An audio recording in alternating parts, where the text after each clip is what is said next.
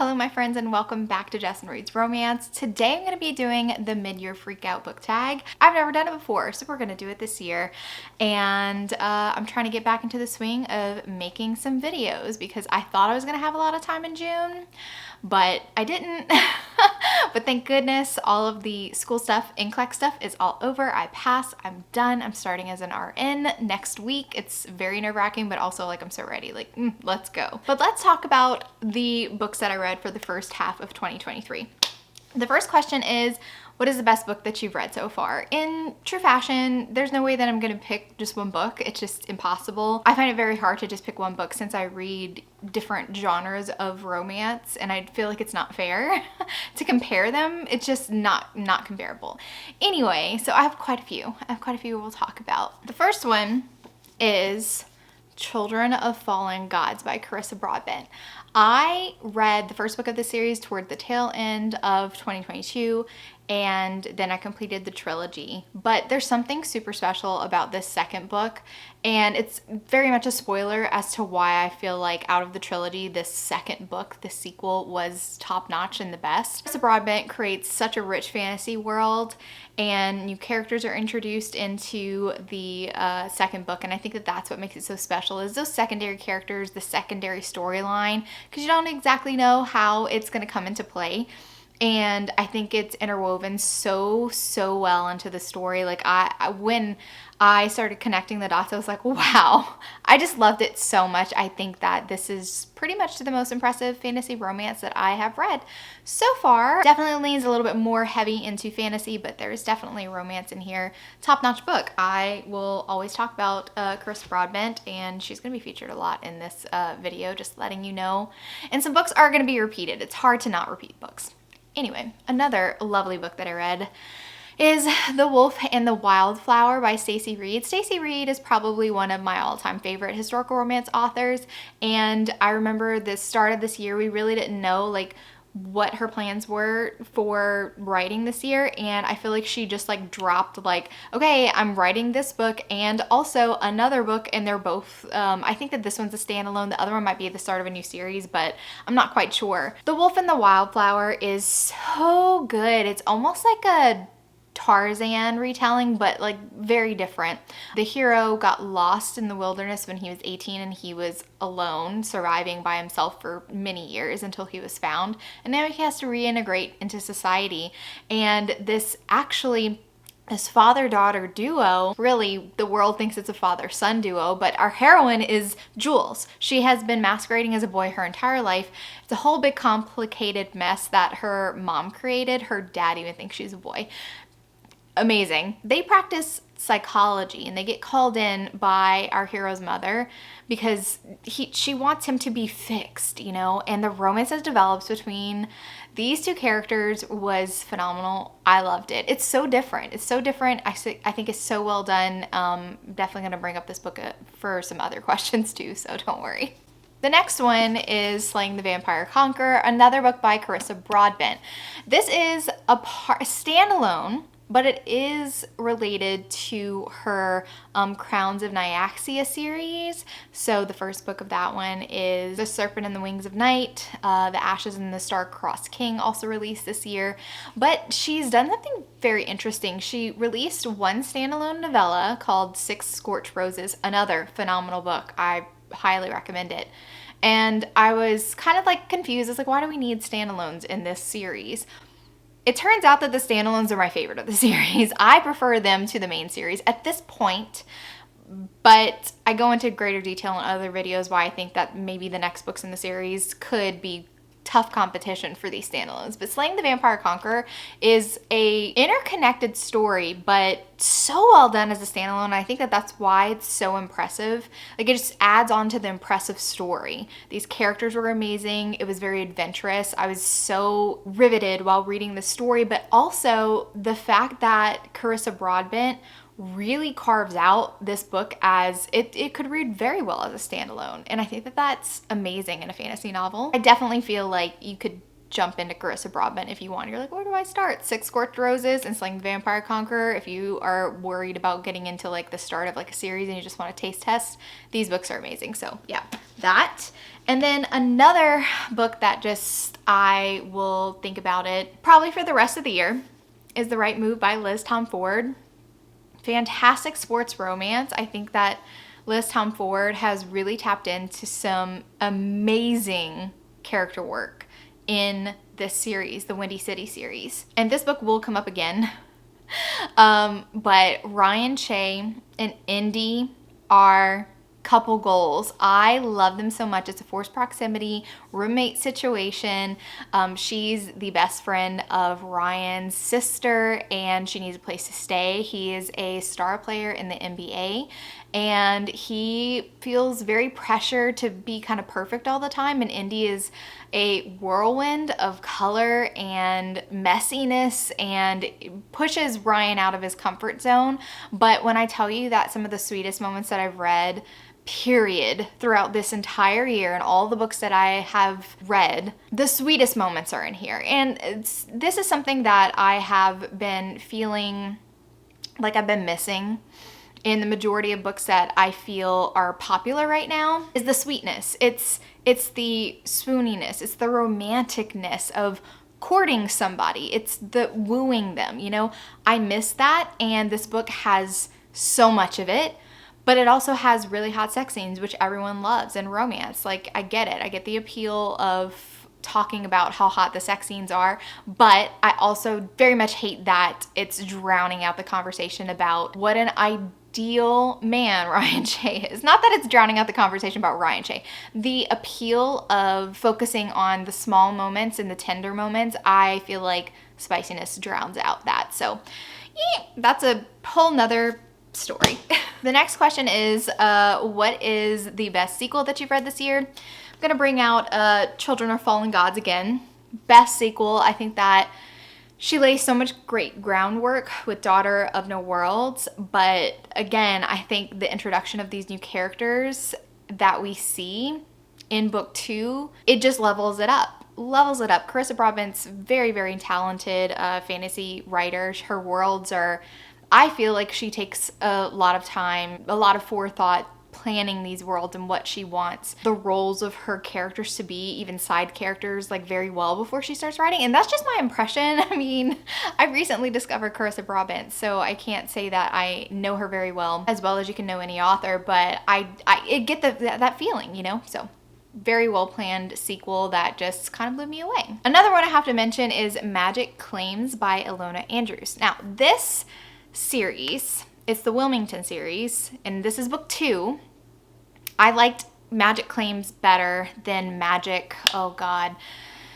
These titles are so hard to remember because this is a spin-off. The Wilmington Years is a spin-off from the Kate Daniels series. So all of the Kate Daniels series has magic in it, like Magic Rises, Magic Triumphs, all that jazz, and the Wilmington series continues with the style of naming the books. But anyway, I think it's Magic Tides. Magic Tides is book 1 of Wilmington, and Magic Claims is book 2.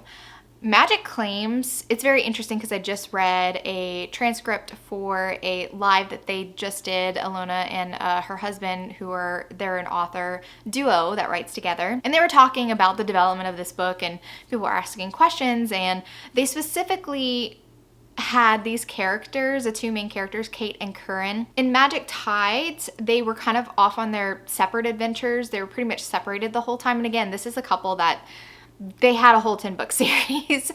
This is just like bonus material, but it also is a testament because 10 books in with the same couple and I'm still like, give me more.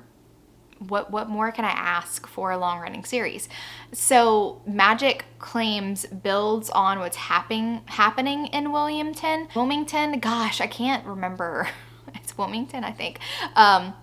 It's really building on what's happening in the city, in the supernatural world, but also we get the Kate and Curran interactions that I felt like I was missing from book 1. Even though I love book 1, it was just, I think that Ilona Andrews is the most talented urban fantasy writer. Just like, seriously, they're so underrated, it's ridiculous.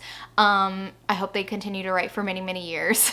Please don't get burnt out, because I don't know what I'll do when they decide that they're done and they don't want to write anymore. Just fantastic world builders. Again, they are so imaginative and take meticulous care when creating their world and their characters, and will even scrap a whole half of a book or a whole book if they feel like it's not working, which I respect that a lot. Anyway, amazing sequels. The next question is a new release that I haven't read yet, but I want to. And the only one I can really think about, because there has been new releases that I put on a list, like, oh, I want to read it. But a lot of those I've just decided against picking up for one reason or another. Might have been reviews that I've heard, just my interest is kind of going in a different direction now. But one that I do want to pick up still, but I'm still a little nervous about it, is Bewitched by Laura Thalassa. I am just in a phase in my reading where I very much want to give more paranormal or fantasy books a try, because I've been so heavy in contemporary these last few years. I've definitely been craving something more supernatural, paranormal, all that jazz. And I definitely want to give Laura Thalassa, I don't want to say another try. I like 2 out of the 4 books that I've read by her in the Four Horsemen series. I still have not read her Rhapsodic series, but I was very intrigued by the synopsis of this one. But again, I haven't heard a whole ton of like hype around this book, so it kind of makes me nervous. But also in the same vein, sometimes when it's too much hype, my expectations are soaring. So maybe it's better that I don't have too many expectations going into this one. But hopefully I'll read it by the end of this year. Okay, next. Most anticipated release for the latter half of this year. This one's an optimistic one. This is an optimistic one. So I love Elisa Braden so much. And this series in particular, her Midnight in Scotland series, is fantastic. And I feel like the book community has really almost phased out historical romances. I barely see anyone talking about historical romances anymore. And it used to be such a huge part of the romance community, and now it's really not. And it makes me feel really sad. Elisa Braden is such a fantastic historical romance writer, and this series has lots of brothers who have not gotten their story yet. The next book, which I don't believe has a title, was supposed to be released at the end of last year, and then it was pushed into the beginning of this year, and then it's pushed back again. So again, this is me being just absolutely hopeful that Elisa Braden can knock out this book, because it's been 2 years since that last book. It's been, well, it'll be 2 years in December, but 1.5 years. It's been 1.5 years since the release of the last book, and it makes me so scared. I want her to finish the series so bad. So that one. Then also An Earl to Remember by Stacey Reed. I actually do have this arc. It doesn't release until August 22nd. And I do have this arc on my Kindle. I don't want to start it too early and then feel like I'm in a book slump after it, because I really do feel like Stacey Reed pretty much hits all of her books out of the park. And I don't want to jinx myself, but Stacey Reed is phenomenal. I trust her with my life. I think she's great. She writes some very interesting stories. These standalones that she's just been putting out, like A Matter of Temptation last year, was so excellent. Wasn't expecting it, didn't have like a lot of hype build up for it, because she literally was just kind of like, hey, here's a standalone that I wrote. And I'm like, what? And that's how these two books have been, The Wolf and the Wildflower and also An Earl to Remember. It's just kind of like very excited about it. So that one, can't wait to read it. I think I'm gonna hold off until it's a little bit closer to August. Maybe I'll read it in July, mid-July. I'm not really worried about it. I think it's gonna, deliver on all of my expectations. And then of course, Caught Up by Liz Tom Ford is the next book in her Windy City series. I think it's coming out in October. And I really like what she has done with the series. The first book, Mile High, was focusing on it's a hockey romance. The second book is a basketball romance. This one's gonna be a baseball romance. And we did have Kai, our hero, set up in The Right Move. He was introduced. He's a single dad to I think at the end of The Right Move, the baby was like 8 months old, and he was looking for a nanny to like travel with him during the season, because he's a doting dad and he's very exacting. Like, none of the nannies are doing a good enough job for him, which I love single dads, absolutely. Nanny romances have been very big this year, and it can be a cheesy trope, but I definitely trust Liz Tom Ford to handle it well and just create such a beautiful story. So I'm very curious about her plans for the rest of the series. I want her, I'm like, okay, what other sports can we do? Football, obviously.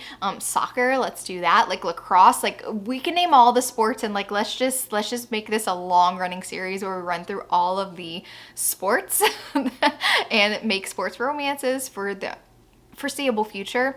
But I also want her to return to hockey because Rio has been, maybe I should save talk about Rio for later, but Rio needs an HEA. That's all I'm gonna say, okay? Rio needs an HEA. Then we move on to the biggest disappointments for this year so far. I'm not gonna spend a lot of time talking about this book because I have talked about this book already so much and I don't want to rain on anyone's parade. Fourth Wing by Rebecca Yarros did not work for me. I highly anticipated book for me. Very excited. Dragons Magic School was calling to me. I pre-ordered it and I've since given my hardcover away because this just was not for me. It just was not for me. I was expecting a lot more and it didn't deliver. Did not deliver.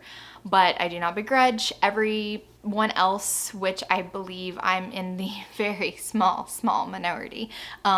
I don't begrudge anyone else that thinks that this is, you know, the fantasy book of their dreams. Like, live your dreams. It was not for me. The next one, I DNF this book very early on. But I will say that when I think about disappointing reads, it's going to be books that I was looking forward to read, not just like surprise books. It's definitely something that I've either built up expectations or I've read the first book in a series and the second book in the series did not work or whatever. But Her Greatest Adventure by Hannah Cohen, I really liked the first book of the series. And I read the generation before that series as well, because this is the next gen spinoff. I did not like the setup for Her Greatest Adventure at all. I felt it was very unrealistic. On paper, the tropes, I like it because it has just that slightest hint of forbidden love with a age gap and also a I'm crushing on my brother's best friend type of thing. So again, on paper, when I read the synopsis, I was like, intrigued, love it, can't wait to read it.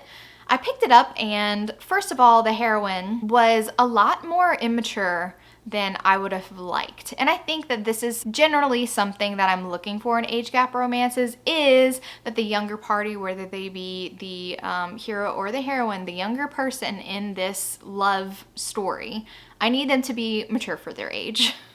And I just felt like the heroine was not. I was almost immediately turned off from the introduction to her character and the conversation with her friend. Like, she's insta famous and she seems very vapid, so I was not vibing with her at all. And then the setup is that she's been planning to go to a trip to Europe with her friend. Last minute her friend can't make it and she tells her parents, and her parents then tell their best friend, like, hey, why don't you make Cooper go on this vacation with our daughter? And Cooper's a 30-year-old man, and the fact that his parents had to kind of like, they didn't guilt trip him, they just said, hey, you're going on this. And then Cooper, of course, is just kind of like, oh, I mean, like, I resent the fact that my parents are telling me to go on this thing with my best friend's little sister. But then also it's not like he doesn't like her. It just it was just weird. I just did not like it. And it doesn't seem like they've had much interaction because of the age gap.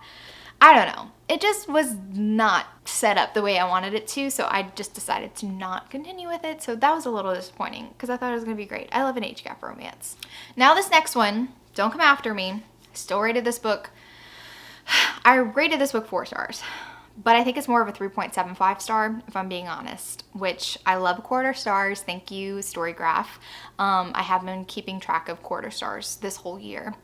Very specific. I think it's important. But for all intents and purposes, at least in Goodreads, it's going to be rounded up to a 4.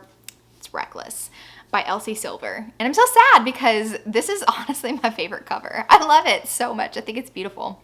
Very romantic. Reckless, was this advertised as an age gap? Because there's really not an age gap in here. There is an older woman, but she's not older by much at all. I believe it's maybe 2 years. Max 4 years. That to me is not an age gap. And don't quote me on it being marketed, but I definitely had the impression going in that this was going to be an age gap. And someone else did too that I talked to. They were like, I thought this was supposed to be an age gap. And when I found out the ages of the characters, I was like, that's not an age gap. Anyway, I digress. The problem that I had with Reckless, there were some great things about this book. Again, I didn't think that it was a dumpster fire by any means, but this book suffers in comparison to the rest of the series, in my opinion. Flawless, loved it. Heartless, my favorite book in the series. Powerless, loved it. Reckless, kind of disappointing. I feel like there was a little bit of a disconnect, and I don't know if it's because Elsie Silver feels some pressure now that she is almost like a household name in Romancelandia. Sometimes authors feel that pressure. I'm not saying that she does, but it's just a theory that I have.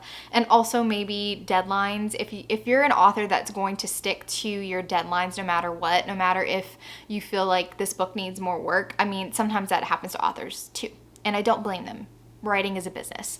Those are just some of my theories about pertaining to why I feel like this doesn't feel the same as Flawless and Heartless. And I will say I had an issue with Powerless, but I love the couple so much that it was something that I was very much able to just be like, it doesn't matter that much to me. But the fact that I had that problem in Powerless and I had the same problem in this one, so we're going to talk about it. First and foremost, which is not the same problem I had with Powerless, the setup of this book. This is a secret baby romance, which means the heroine has kept this baby a secret from the father. The reasoning behind why this baby was kept a secret is quite unbelievable to me. Because the hero and the heroine, their family and friends are so integrated, and for the length of time that this baby was kept secret throughout the entire pregnancy, because she did try to get in touch with him when she found out she was pregnant, and then the baby is almost a year old, so that's like almost 2 full years. The dad literally just did not get wind of her being pregnant at all or having a baby, because it was a stupid reason why he didn't know. It was like Chekhov's reason why I was unaware that you were pregnant with my baby, right? It was a dumb reason. The fact that none of his friends ever mentioned her being pregnant is mind-blowing to me. Mind-blowing. It does not work. I don't think it works at all. I think it was a bad setup to Secret Baby. It doesn't work whenever you're so interconnected. Like, I get it if it was a one-night stand and you don't know his last name and you can't get in touch with him. That makes sense. This does not make sense. Their lives are way too intertwined for him to not have known. I'm sorry. It doesn't work. But again, this was something that I was willing to like push aside because I was like, but they're really cute together. I liked the heroine being prickly. I liked the hero being like the sunshiny, pairing to the Grump and Sunshine. I liked that. Very much liked it. Loved how he was like ready to be a dad as soon as he found out. Like, so great. But the other thing, which I also had a problem with in Powerless, is the sex scenes. I feel like, and again, I feel like this is spicy, emphasis on spicy and spicy talks influence on a lot of authors I've seen lately. It's almost like the authors are trying to one-up themselves in sex scenes and trying to make every character, every hero, to be the most dominant, like good girling, spanking, little bit of degradation maybe, a little bit of name calling, like slut and stuff like that. And sometimes that makes sense for the characters and sometimes it doesn't make sense for the characters. It's kind of like, I feel like the sex scenes are written for a different kind of book, if that makes sense. They're written for like an erotica kind of book. And it feels so jarring next to the like cutesy house scenes and stuff like that. And I don't want to say just because you are outwardly very sweet seeming and stuff like that that you can't have like kinky like leanings in the bedroom. I'm not saying that. I'm saying that it's almost like a tonal shift, right? If you're reading a book and you're like, man, the tone really switched from like rom-com to like depressing, that's going to be jarring. I felt the same jarring sensation when reading the everyday scenes, and then we get to the sex scenes and he's all like calling her slut and shit, and I'm like, what? It just did not work. And I had the same issue with Powerless, but again, I was willing to like be like, but their relationship's really cute, so I don't care if the sex scenes felt just not great. Like, Flawless and Heartless, no problem with the relationship or sex scenes at all. They were hot, they were beautiful, they fit the characters. I had no issue with it. Powerless, I was like, we're kind of playing into the let me throw in some spicy one-liners to make some graphics, and hopefully spicy TikTok picks it up and runs with it. Never gonna hate on an author for wanting to go viral. And I'm not saying that's specifically what she did, but it feels like it. Feels like it. So, okay, I talked about this book a little bit more than I thought I was gonna. So moving on. Best surprises this year. Technically, these are not traditional style novels, romance novels, right? They're fanfics. So you can have whatever opinion you want to have about fanfics. You can consider them you know, counting as regular books. I know some people don't, but not everybody believes that, and I literally don't care. The only fanfic that I had read prior to 2023 was Manacled.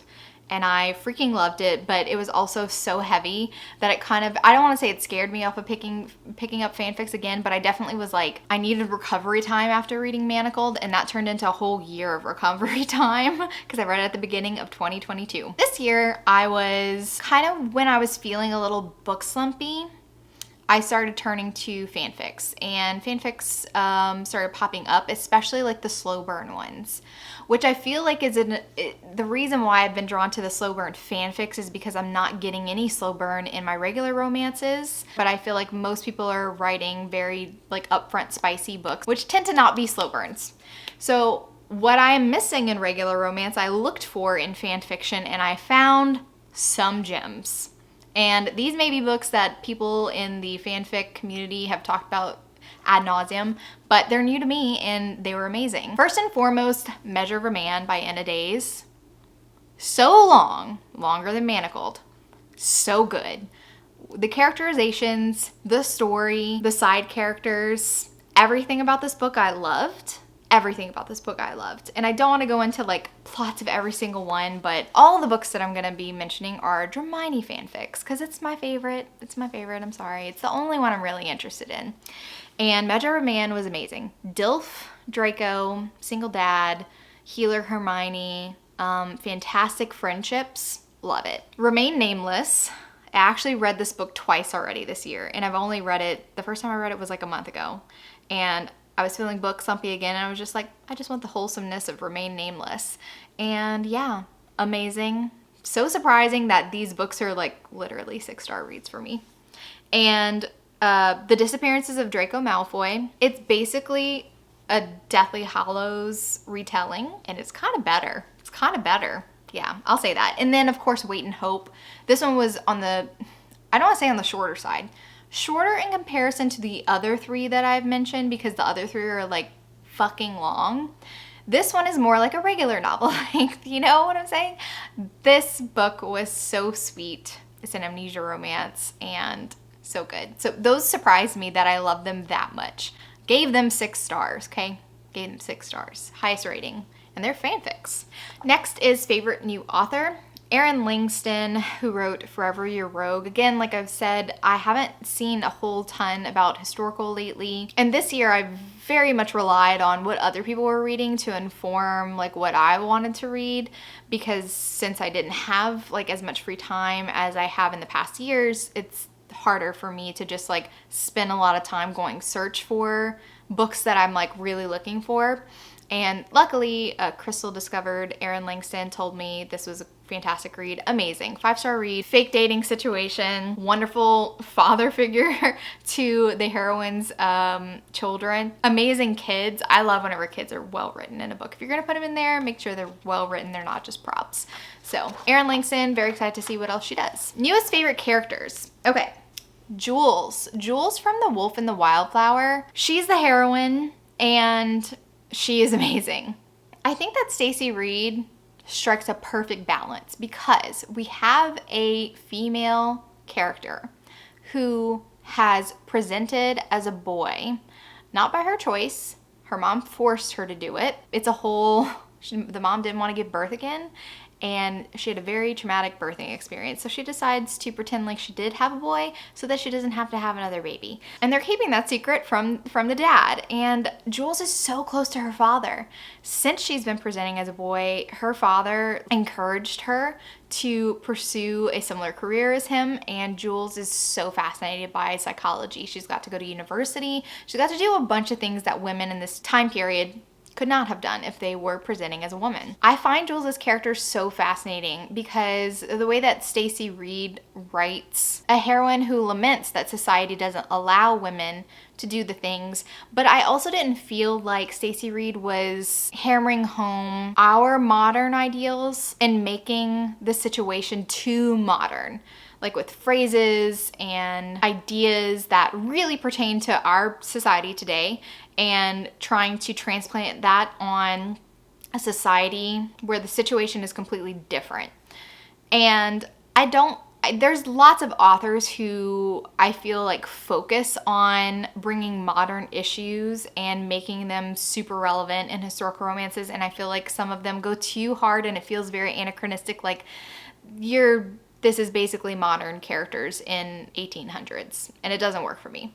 Not so with Stacey Reid. Jules is such a fantastic character. She enjoys the freedom that being a man gives her, but she also is craving a little bit of that femininity that she's not been allowed to express at all because of the huge secret that she's keeping from her father, and also worry for her mother. Like, what's gonna happen to my mom if this comes out? Like, and the fact that this is a non-issue between the hero and the heroine, I also love it, because he immediately knows. He's like, you're a girl. I love it. So it's a non-issue. I think that Jules is such a fantastically written character and in a very unusual situation. Loved her. Oh my goodness, I forgot to mention one of my favorite books this year. It was The Coldest Winter by Brittany Cherry. It's just one that I don't actually own physically. That's probably why I got caught up. The Coldest Winter, love it. It's like a bad boy, good girl type of romance. And it was fantastic, emotional. Brittany Cherry, I feel like she always writes those emotional reads. She just delivered everything I was looking for. Well, for the favorite characters, I have an unusual pick, and it's a side character from The Coldest Winter, actually. It's Starlet's dad. So the heroine's dad has not a ton of page time, but he really does play an important role towards the end of the book, and I was so moved. I was so moved by the dad and what he was doing toward the end of this book. Like, I just think that was perfection. I think that it's almost more impressive when authors write these side characters and they're so memorable. I think Brittany Cherry did a fantastic job. Starlet's dad, I love him. Editing Jessen, I realized that I forgot to mention Rio. I promised that I would mention him in the section of favorite characters so far from 2023, and I can't believe that I forgot to mention Rio. I was just trying to go too fast, I guess, but I have to talk about Rio. So Rio is a fellow hockey player that we actually meet in Mile High, and he's also pretty prominent in The Right Move as well, because he's pretty close friends with Indy. I really hope that Liz Tom Ford is going to give Rio his HEA. In Mile High, he's in his second season of playing hockey. So he's pretty young, especially compared to Xanders and Madison, who've been in the game for like going on almost like a decade. Like, they've been in there for like 8 years, I think. And Rio's only on his second. He even says, I'm not a rookie anymore. There's other younger guys on the team, but they're like, yeah, but we like to boss you around. And he's so lovable. He like has golden retriever energy, and he's so adorable. And in The Right Move, he's obsessed with like Ryan Shea. He's such a big fan, but he's also such a good friend to Indy. So of course, when Indy needs, shoulder to cry on or whatever, Rio's like there. But he's so lovable and he's so funny. And I'm just like, I would love to see what kind of woman would bring Rio to his knees. So yeah, Rio definitely deserves a spot on this list. So Liz Tom Ford, this is my petition. Please make Rio have his time to be a main character. That's all I ask. Okay, back to the main program. Okay, next, newest fictional crush, Ryan Shea. Literally just copy and paste him. I will marry him. Wow, this man is so swoony. When I tell you that I was missing the swoon factor in my other romances, and I wish that more authors would focus on this, like, he's literally the ideal. He's the ideal. This is what I'm looking for. He is so thoughtful and like quietly thoughtful. Like he's not trying to make these grand gestures. It's the little things that he pays attention to, and I'm just like, biggest crush. Then we have Hugh from When the Earl Met His Match by Stacey Reid. Another fantastic historical romance that I read this year by one of my favorite authors. But Hugh in particular, I loved him. He was so freaking amazing. So this hero, he is deaf. There is lots of kind of like drama that Hugh has to overcome, like family drama, stuff that's happened in the past with his parents. And the big main thing for Hugh in this novel is that he needs to marry a woman to kind of bring his family back in society. And one of the big things about his past is that his mom was a very well-known cuckold, and it's been rumored that he was not legitimate, even though his father has insisted, like, this is my son, I will not hear anything of it. So he has that in his past. And then the heroine is someone who is seeking refuge because she is pregnant. And I just feel like the character of Hugh, how he could have pushed her away and been so cold to her, it's just, he was so swoony. I love this hero so much. I love the way that the past had a role to play in this relationship, that he was really attracted to her, but he could have turned her down when she's seeking refuge. And I just really love it. He was super swoony. Okay, books that made me cry. The Right Move. And more so just because I was feeling like overwhelmed, not because I was like, oh my God, this is sad, because this is not a sad book. But like crying and like, why can I not find a man like this? I'm just joking. Kinda. But I was overcome by the sweetness of the moment. That's the type of cry that I had in this. And it was more just like a tear up, not like a sob fest, you know? But perfection. Measure of a Man also had similar situations. Just like, I was so moved by the thoughtfulness of some situations and just the depth of feeling that teared up a little bit. Loved it. And then we have Grim and Barrett by Juliet Cross. Juliet Cross, for those of you who don't know, she is my aunt. I'm very biased when it comes to this series, obviously. Like, my literal relative has written this. So I was actually beta reading this book for her. And I guess it was actually like in the alpha edits, because I still read it again. But once I got to the last chapter of this book, like the epilogue, it hit me that this series was ending, that this was the end of the Savoy sisters. And that combined with the actual last scene, which is very spoilery, but in general, the last scene really ends with just the sisters all together in a room, and it just made me really emotional. And I was not expecting it. I was not expecting, because I'm not a person who like really just cries. Some people find it very cathartic and they enjoy crying, and I don't hate crying while I'm reading books. It just takes a little bit more. But I think that this situation was just so unexpected, and I'm like, I'm crying. What is going on? So yeah, this made me cry. But I think it's because it's very personal. You know, the series is very personal. The journey with watching her write the series has been very personal. The development of the series before anything was even written, very, very personal. So I was a little emotional and very surprised about it. A book that made me happy.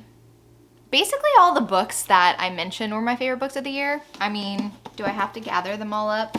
Come on, guys. Let's do another showing. These books made me happy.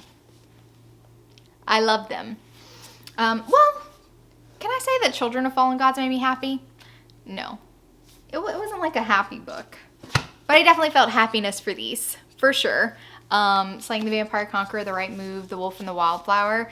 Also, Remain Nameless. Again, I've reread that book within a month of reading it for the first time because it literally brought me joy. It was amazing. Favorite book to movie adaptation? Nothing. There was nothing that I watched that was a book to movie adaptation this year. I haven't been watching a lot of TV at all. I've been watching YouTube videos of like the beach, like just waves. That's what I've been watching. So nothing. Ooh, this one. So The Most Beautiful Book That You Bought This Year. I really do have to bring this one back just because I adore this cover. It was very striking when Carissa Broadbent debuted the cover of this one. I just think that the blacks and the red just look so beautiful, and also just like the way that her garment, the detailing on her bodice, the way that it's like flowing. I really love the way that her eyes are covered. It's very specific to like this order that she's a part of. I was very captivated, specifically by her. Like, I was like, wow, loved it. I was like, I'm immediately buying it. I don't even care if I don't like it because I want this cover. Loved. I technically already own these books. These aren't romance, disclaimer. Aren't romance at all. They're fantasy. But while I was talking to Crystal earlier this year about this series that I read in high school, and I was like, this was probably the most fantasy series besides the Tad Williams series that I've read, like heavy fantasy that I read, and it was a series that really stuck with me, and I kind of want to read them soon. Anyway, I found out that the covers I have were not the originals, that these books were published like a decade before. And I saw the original covers and I was like, I have to have them. So the first book is Battle Axe by Sarah Douglas. This first book was renamed The Wayfarer Redemption, which is the title of the entire series. I don't know why they renamed the first book once they reprinted with a different publisher. Doesn't make sense. The Battle Axe title makes perfect sense. Okay, but I'm gonna show you. I just find the detail. I love like a painted looking book cover. It's beautiful. And not that I don't like the books that I have, like the originals that I had purchased when I first read them. Not that I don't like them, but like there's something about these that they're very colorful, they're very beautiful. Enchanter, like I just really love everything about this set. And Starman, the very last one of the trilogy. I was just really impressed with the original covers, and I was like, I want them. So maybe sometime this year I will reread them. But I mean, they don't really have a happy ending. So I'll have to be in the mood for that because I'm very much in the mood for like sweet happy endings, you know? And then finally, books that I really need to read by the end of this year. A lot. Specifically, I was thinking about 2 challenges that I issued to myself. One was a 12 Friends challenge where 12 different people at the beginning of 2023 recommended a book to me and I was going to read them by the end of 2023. My goal was to read one a month. I fell behind. I should have really gotten a head start, honestly, instead of just settling at the beginning of this year for being like one a month is fine. So far I've only read 3. The rest of the books that I have to read are Belladonna, Walking Red Flag, Next to You, Phoebe, That Time I Got Drunk and Saved a Demon, Girls Before Earls, Phantom, 'Tis the Season for Revenge, and Suit. I'm a little bit nervous about Suit because I tried to read another Lulu Moore earlier this year. It was a sports romance and that did not jive with me, so I'm a little nervous about that one. But yeah, I have to read those books. And then the other challenge I issued to myself was to read all of Lisa Kleypas's backlist. As of right now, I have 1, 2, 3, 4, 5, 6, 7, 8... I have 9 left. So those 2 challenges are my biggest priority. Those are the only books I really feel like I need to read by the end of this year. Otherwise, I'd much rather wait until I'm truly in the mood to read a book. If I've been anticipating it since the beginning of this year and then release date comes and I'm not really feeling it at that moment, I'm not going to force myself to read it because it might affect my reading experience if that's not what I'm in the mood for and I'm making myself read it. Might get a lower rating. But if I just wait until I'm like, okay, I'm really wanting this witchy kind of dark romance, I'm gonna pick it up now. Like, I'd rather just wait until I'm in the mood for it. So yeah, mood reading priority for the rest of the year. Okay, that's it. That's all the questions that I'm answering for the mid-year book freakout tag. It's been fun. I talked way too long, but that's just a normal thing. If you are new to my channel, it happens every video. And I do my very best in post to edit out a lot of stuff that I'm like, you went on too long, that tangent was just too much. And I'm pretty good about trimming off the excess. So yeah, this was really fun. I look forward to the rest of this year and I hope that I have many, many more 5 and 6-star reads for 2023. If you like this video, give it a big thumbs up. And if you're not already subscribed to my channel, make sure you subscribe to get notified on any future videos that I do. Thank you so much for watching and remember, life's better with a little HEA. Bye guys.